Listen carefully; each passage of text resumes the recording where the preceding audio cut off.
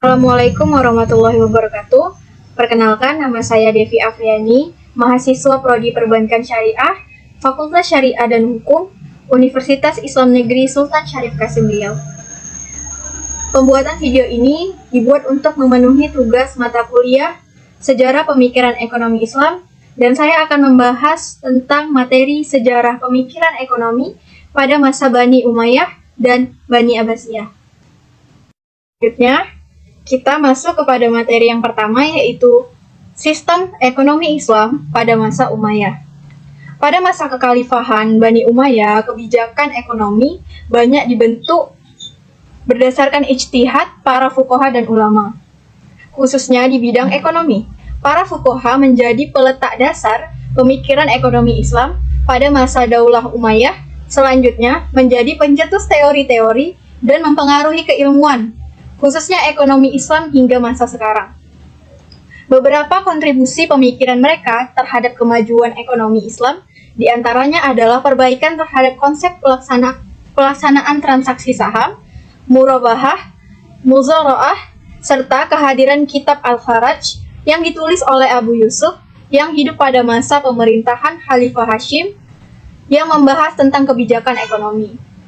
Namun, perkembangan ekonomi Islam pada masa Bani Umayyah tidaklah lahir dari ekonomi intelektual Muslim seperti halnya ekonom Barat, melainkan lahir dari para fuqaha, tasawuf, ahli filsafat, sosiologi, dan politikus, sehingga konsep-konsep ekonomi lahir melalui ilmu tafsir interdisipliner. Ada beberapa pemimpin yang memerintah pada masa pemerintahan Bani Umayyah, yaitu yang pertama, Khalifah Muawiyah Ibnu Abu Sufyan. Muawiyah adalah seorang administrator dan negarawan, memerintah dari tahun 661 dan kematiannya pada bulan April 680. Ia lahir sekitar tahun 602 di Mekah, Arab, dan meninggal di Damaskus. Beberapa kebijakan dan perubahan yang terjadi pada masa kemandirian Muawiyah bin Abu Sufyan meliputi yang pertama itu adalah perubahan sistem politik. Yang kedua, pemangku anaknya. Muawiyah mengangkat anaknya Yazid bin Muawiyah sebagai penerus kerajaan dan mereka membentuk dinasti Umayyah. Yang ketiga yaitu perubahan sistem pemerintahan.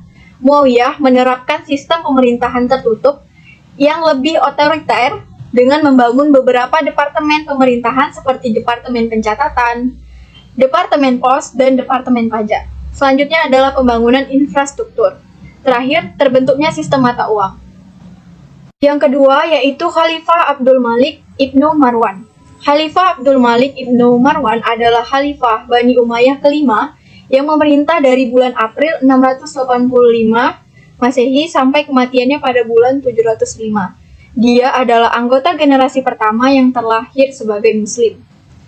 Ada beberapa kebijakannya, yaitu yang pertama, penggunaan bahasa Arab sebagai bahasa resmi.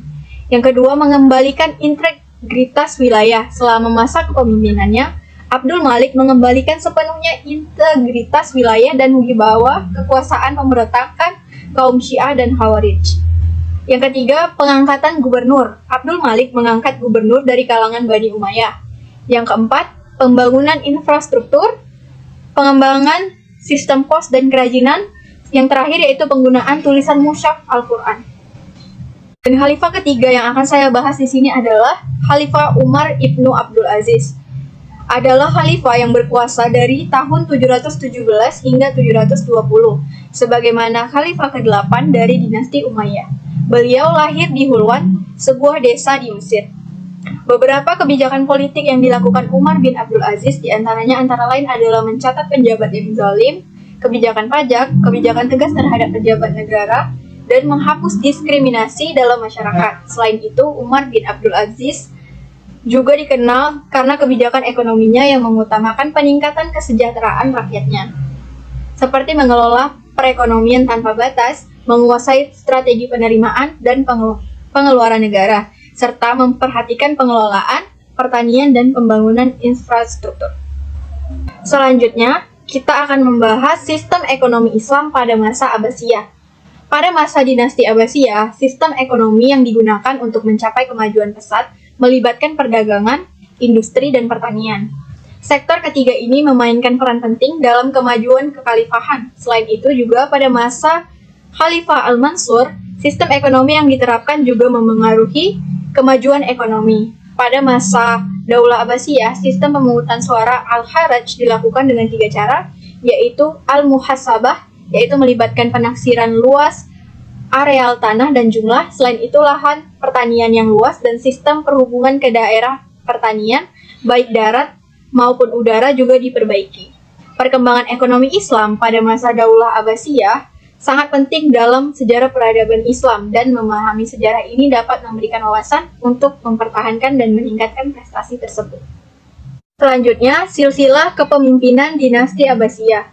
Selama lebih kurang dari 5,5 abad, yaitu 132 656 Hijriah atau 750 sampai 1258 Masehi. Masa kekuasaan dinasti Bani Abbasiyah memiliki 37 orang khalifah, mulai dari masa pemerintahan Abdul Abbas Al-Saffah hingga pemerintahan Al-Mutakshim yang tertera di atas ini. Dari sekian khalifah, paling tidak terdapat 3 orang khalifah yang sangat terkenal, yaitu mereka adalah Abu Ja'far Al-Mansur, Harun Al-Rashid, dan Abdullah Al-Ma'mun. Pada masa mereka inilah, peradaban Islam mengalami kejayaan. Perkembangan ekonomi dinasti Abbasiyah. Perkembangan ekonomi dinasti Abbasiyah terjadi selama masa pemerintahan Khalifah Al-Mansur, yang dikenal sebagai salah satu khalifah terbaik dalam sejarah Islam. Pada masa ini, imperium ekonomi Abbasiyah digerakkan menjadi perdagangan, industri, dan pertanian. Berikut adalah beberapa aspek penting perkembangan ekonomi dinasti Abbasiyah. Yang pertama adalah dari sektor pertanian, memberikan kontribusi cukup besar pada keuangan negara. Yang kedua adalah perdagangan, yang melibatkan jumlah produk seperti linen di Mesir, sutra dari Syria dan Irak, kertas dari Arab Saudi dan Samarkand. Selanjutnya, kemajuan ekonomi menunjukkan angka yang vertikal dan stabilitas ekonomi yang cukup tinggi. Dan administrasi, keputusan Khalifah Al-Mansur memperkuat dasar Daulah Abbasiyah dalam ketabahan pikiran, disiplin, dan adil. Selanjutnya dalam pengembangan ilmu. Dalam masa ini, muncullah ilmuwan-ilmuwan dan pemikir muslim seperti Abu Ja'far Al-Mansur yang menggunakan pendekatan tangan besi terhadap musuh-musuhnya. Secara keseluruhan, perkembangan ekonomi dinasti Abbasiyah merupakan contoh sukses dalam mengembangkan ekonomi dan keuangan negara selama masa pemerintahan Al-Mansur. Selanjutnya, kebijakan fiskal dan moneter pada masa dinasti Abbasiyah. Kebijakan fiskal itu adalah kebijakan yang dilakukan pemerintah untuk menjaga pemasukan dan pengeluaran negara agar tetap stabil sehingga mendukung pertumbuhan ekonomi. Sedangkan kebijakan moneter adalah kebijakan yang diterapkan oleh otoritas moneter suatu negara seperti bank sentral untuk mengatur kondisi moneter dan keuangan guna mencapai tujuan makroekonomi seperti tingkat kemiskinan yang rendah dan kestabilitas harga. Pada masa dinasti Abbasiyah, kebijakan fiskal dan moneter penting untuk mendukung ekonomi Islam.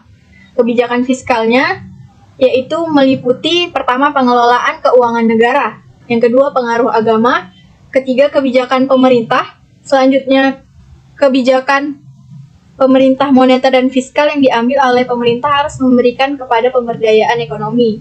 Kemudian pengaturan kerja ekonomi, dan terakhir adalah kebijakan pada masa Rasulullah. Sebelum masa dinasti Abbasiyah, Rasulullah telah meletakkan dasar-dasar kebijakan fiskal yang berdasarkan keadilan. Baiklah, itu saja yang dapat saya sampaikan mengenai pembahasan tentang sejarah pemikiran ekonomi Islam pada masa Bani Umayyah dan Abbasiyah.